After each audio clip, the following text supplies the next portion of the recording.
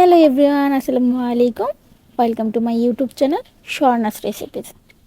আজকে আমি আবারও চলে আসলাম আপনাদের সাথে শেয়ার করতে বাঁধাকপির বড়া কিংবা বাঁধাকপির পাকোড়া।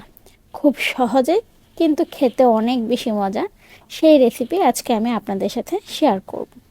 এই যে বাঁধাকপির বড়া কিংবা পাকোড়া যেটাই বলি না কেন আমরা, এটা শুধু যে বিকালের নাস্তার জন্যই পারফেক্ট এমন কিন্তু নয়। এই যে রমজান মাস চলছে, এই রমজান মাসেও কিন্তু আমরা আমাদের ইফতার আয়োজনে এই বড়াটা রাখতে পারি কিংবা এই পাকোড়াটা রাখতে পারি। শুধু তাই নয়, আমার তো গরম ভাতের সাথে খেতেও অনেক বেশি মজা লাগে। আপনাদের কাছে কেমন লাগে গরম ভাতের সাথে বাঁধাকপির পাকোড়া? অবশ্যই কিন্তু জানাবেন কমেন্ট করে। তো চলুন চলে যাই রেসিপিতে। তার আগে আরেকটি কথা, আপনারা যদি আমার ভিডিওটি ইউটিউব চ্যানেল থেকে দেখে থাকেন অবশ্যই আমার চ্যানেলটি সাবস্ক্রাইব করে দিবেন। আর যদি আমার ফেসবুক পেজ থেকে দেখে থাকেন তাহলে অবশ্যই আমার পেজটাকে লাইক, কমেন্ট, শেয়ার এবং সেই সাথে পেজে একটা ফলো দিয়ে দিবেন। তো চলুন চলে যাই রেসিপিতে। বাঁধাকপিগুলোকে আমি কিউব করে কেটে নিয়েছি। সামান্য হলুদ আর লবণ দিয়ে পানি দিয়ে চুলায় বসিয়ে দিলাম সিদ্ধ করার জন্য। আমি হলুদটাকে একটু ভালোভাবে মিশিয়ে দিয়ে একটা ঢাকনাতে ঢেকে দেব সিদ্ধ হওয়া পর্যন্ত। এটাকে ঢেকিয়ে রাখবো। বেশি সময় লাগবে না, 5 থেকে 7 মিনিটের মতো লাগবে। অন্য একটি পাত্রে আমি হাফ কাপের থেকে একটু বেশি বেসন, সমপরিমাণ চালের গুঁড়ো, এ দুটোকে একটু ভালোভাবে মিশিয়ে নেব।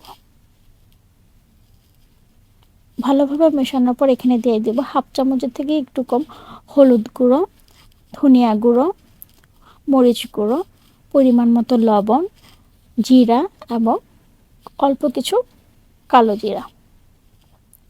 পরিমাণ মতো পানি দিয়ে আমি এটাকে একটা ডো তৈরি করব। আমি একসাথে পানিটা ব্যবহার করব না, ধীরে ধীরে পানিটা ব্যবহার করব, যেন ভালোভাবে একটা ডো তৈরি করতে পারি। খুব বেশি পাতলাও যেন না হয়, আবার বেশি ঘনও যেন না হয়।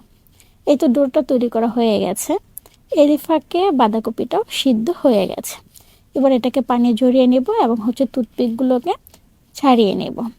একটি প্যান বসিয়ে নিলাম চুলায়, দিয়ে দিচ্ছি তেল। আমি এখানে 1.5 কাপ তেল ব্যবহার করেছি। আমি চেয়েছিলাম এটাকে একটু ডুবো তেলের মধ্যে ভাজার জন্য, তাহলে এটা খেতে অনেক বেশি মজা লাগবে। বেসনের মধ্যে বাঁধাকপিটাকে আমি ডুবিয়ে নিচ্ছি।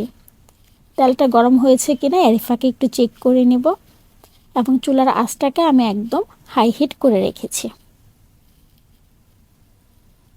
হ্যাঁ, তেলটা গরম হয়ে গেছে। এখন আমি একে একে সবগুলো পাকোড়া দিয়ে দিব। আমি সবগুলো পাকোড়া দেওয়ার পর আমি এখানে চুলার আঁচটাকে মিডিয়াম করব, তার আগে করব না। যদি তার আগে করে ফেলি তাহলে এটা অনেকটা ছেড়ে দেবে,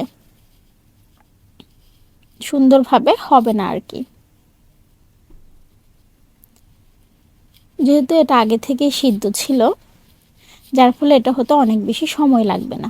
তার জন্য লক্ষ্য রাখবো যেন কোনোভাবে নিচের দিকটা বেশি না হয়ে যায় এবং পুড়ে না যায়।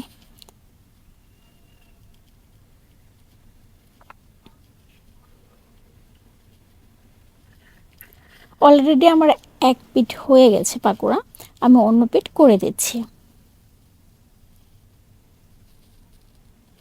দুনো পিঠ আমি ভালোভাবে ফ্রাই করে নেব। এটা দেখতে অনেক বেশি লোভনীয় লাগছে আর কালারটাও অনেক বেশি সুন্দর এসেছে। এটা অনেকক্ষণ পর্যন্ত মচমচে থাকবে, তার কারণ আমি এখানে চালের গুঁড়ো ব্যবহার করেছি। এই তো আমার তৈরি হয়ে গেল বাঁধাকপির পাকোড়া বলেন আর বড়াই বলেন। আমরা মূলত এটাকে বড়াই বলে থাকি, আপনারা কি বলে কমেন্ট করে কিন্তু জানাবেন। একে একে আমি সবগুলো তুলে নিচ্ছি। এই তো আমার তৈরি হয়ে গেল বাঁধাকপির পাকোড়া। দেখতে যতটা লোভনীয় লাগছে, খেতে কিন্তু ততটাই সুস্বাদু হয়েছে। কারণ যেহেতু আমি যখন বয়স দিচ্ছিলাম তার আগেই কিন্তু আমরা এটা খেয়ে নিয়েছি। খুব সহজে খুব অল্প সময়ে তৈরি করে ফেলুন বাসায় বসে বাঁধাকপির পাকোড়া। চাইলে এটা আপনারা ইফতারেও খেতে পারেন, যেহেতু এখনও রোজার মাস চলছে, ইফতারেও খেতে পারেন। আর এটা আপনি 2 থেকে 3 ঘন্টা পর্যন্ত মুচমুচে থাকবে, যেহেতু এখানে চালের গুঁড়োটা ব্যবহার করা। এই তো তৈরি করে ফেললাম খুব সহজে বাঁধাকপির পাকোড়া। রেসিপিটি যদি আপনাদের কাছে ভালো লাগে থাকে এবং যদি মনে হয় সহজ হয়েছে তাহলে অবশ্যই বাসায় ট্রাই করবেন, আর ট্রাই করলে অবশ্যই আমাকে কমেন্ট করে জানাবেন।